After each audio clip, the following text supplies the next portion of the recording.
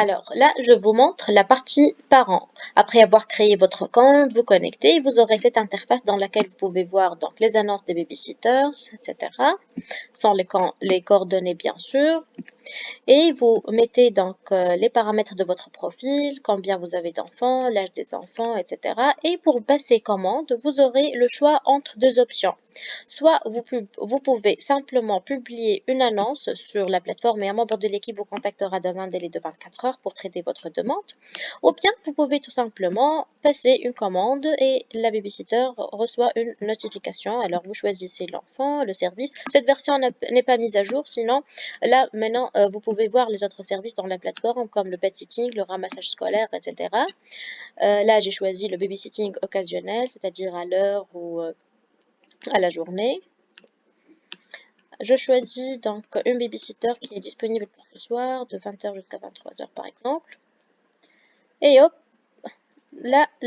donc là, j'aurai la liste des babysitters qui sont disponibles pour ce soir et qui sont à proximité.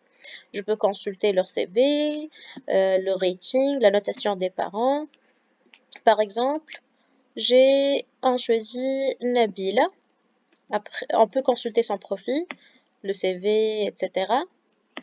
Si c'est bon, je peux passer une commande directement et elle reçoit une notification. Elle peut soit l'accepter, soit négocier par exemple le prix, soit refuser tout simplement.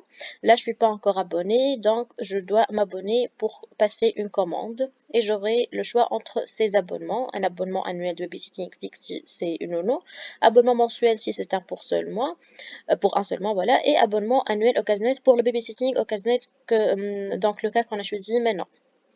Et voilà,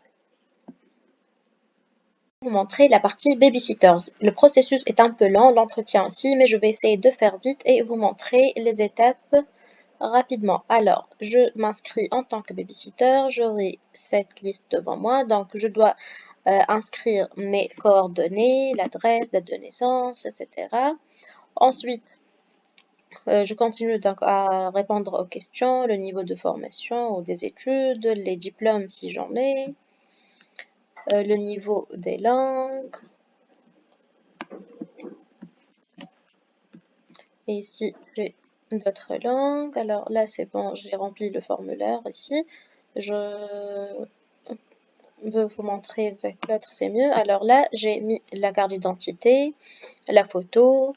J'ai répondu aussi aux autres questions, mes centres d'intérêt, etc.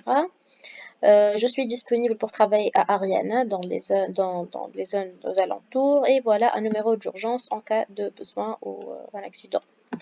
Et voilà, là, la babysitter, elle a rempli les coordonnées, qui sont les premières coordonnées, mais ensuite, elle doit s'inscrire pour continuer à répondre aux questions liées à chaque service qu'on va vous montrer maintenant. Je continue à vous montrer la partie babysitters. Alors, dès que vous vous connectez, vous aurez les conditions générales que vous devez lire et accepter au début. Ensuite, vous choisissez par exemple le service de babysitting et vous aurez cette liste de questions. Alors, vous mettez toutes vos expériences avec les références, les numéros de famille avec qui vous avez travaillé, l'âge des enfants que vous avez gardés.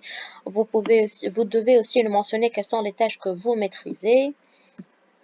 Ensuite, si vous voulez faire du babysitting annuel ou occasionnel, les activités que vous pouvez proposer aux enfants. Si vous avez un certificat de secourisme, vous devez publier, donc télécharger le certificat.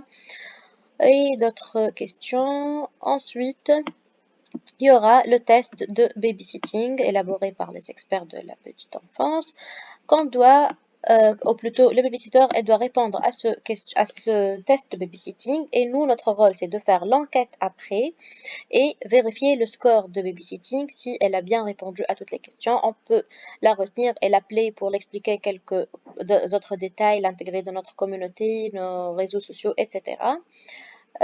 Voilà.